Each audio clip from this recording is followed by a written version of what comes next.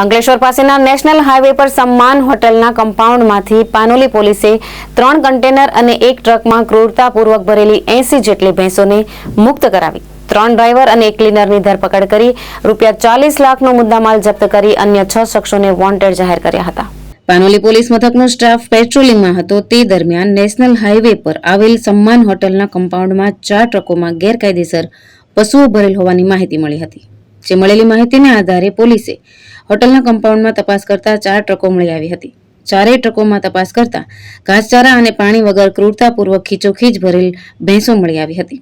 પોલીસે ભરૂચના ટ્રક ચાલક આમીન ખાન અબુ મોહમ્મદ શેખ તથા વલણ ગામના ટ્રક ચાલક આસિફ ઉમર સુમરા અને ક્લીનર મોહમ્મદ ઉવેસ દાઉદ વાડિયાની ધરપકડ કરી હતી, જ્યારે 2 ટ્રક ચાલક ફરાર થઈ ગયા હતા।